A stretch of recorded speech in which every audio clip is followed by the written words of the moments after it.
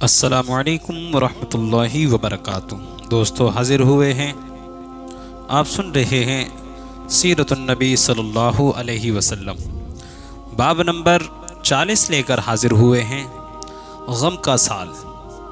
غم کا سال مشہور ہے جب نجران کے یہ لوگ آپ صلی اللہ علیہ وسلم سے باتیں کر چکے تو آپ نے انہیں اسلام کی دعوت دی، قرآن کریم کی کچھ آیت پڑھ کر سنائی۔ آیت سن کر ان کی آنکھوں میں آنسو آ گئے، ان کے دلوں میں اس کلام کی سچائی کی گواہی دے دی۔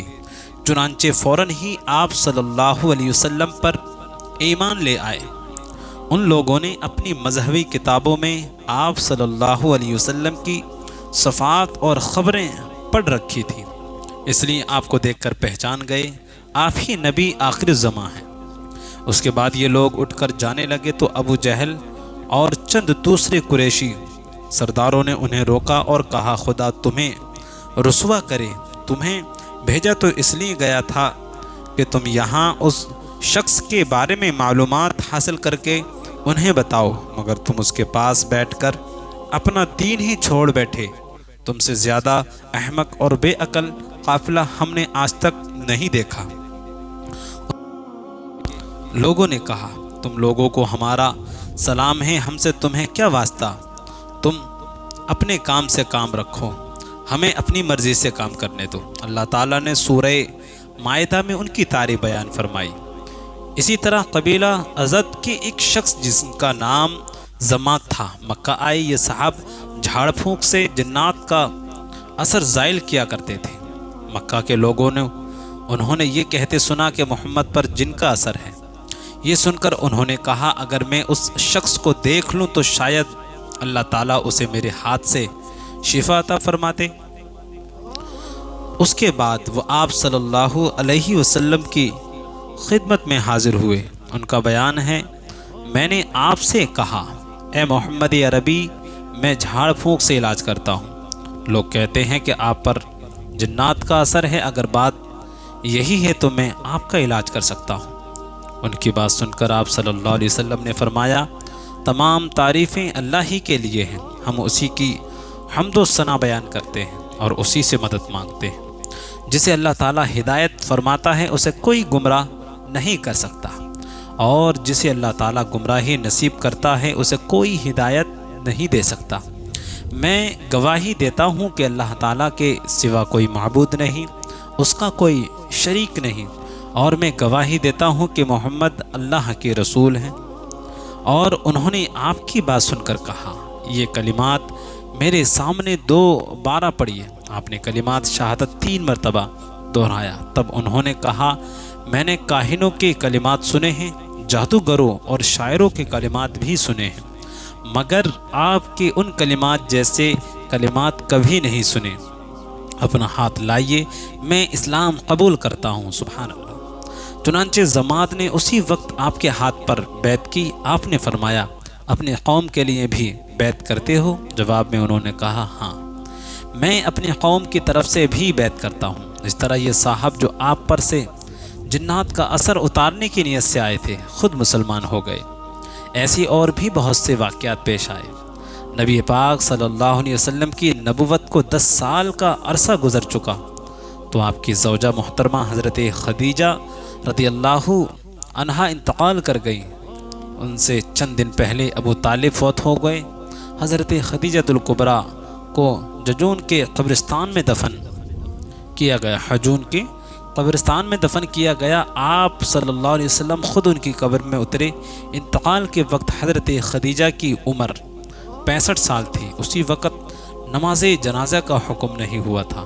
اس سال کو سیرت نگاروں نے عام الحزن یعنی غم کا سال قرار دیا ہے، کیونکہ ہر موقع پر ساتھ دینے والی 2 ہستیاں اس دنیا سے رخصت ہو گئی تھیں۔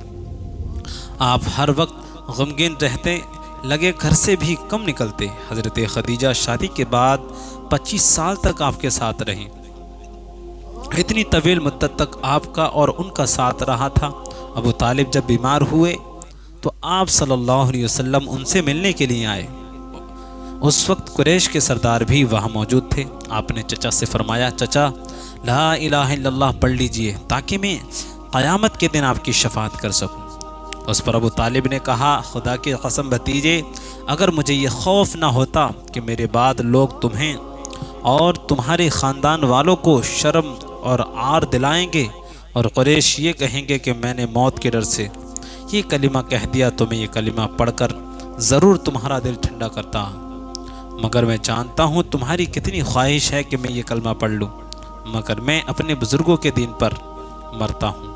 اس پر یہ آیت نازل ہوئی، آپ جسے چاہیں ہدایت نہیں دے سکتے بلکہ جسے اللہ چاہے ہدایت دیتا ہے، اور ہدایت پانے والوں کا علم بھی اسی کو ہے۔ تو یہ سورۃ القصص آیت نمبر 26 ہے۔ اسی کے مطابق یہاں پر اگر لوگ اعتراض کریں کہ آپ صلی اللہ علیہ وسلم ہدایت نہیں دے سکتے، تو اللہ کے رسول کو بھی اللہ نے اس طرح جو ہے قوت بخشی ہے کہ آپ جسے چاہیں ہدایت دے سکتے ہیں۔ موقع محل کے تحت آیتیں نازل ہوتی رہی۔ اسی طرح ابو طالب مرتے دم تک جو ہے ایمان نہیں لائے، کفر پر ہی مرے۔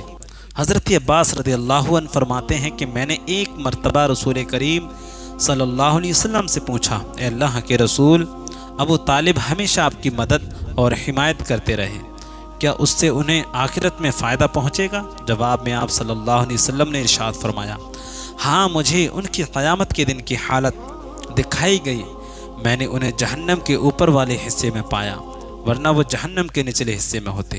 بخاری مسلم کی حدیث ہے۔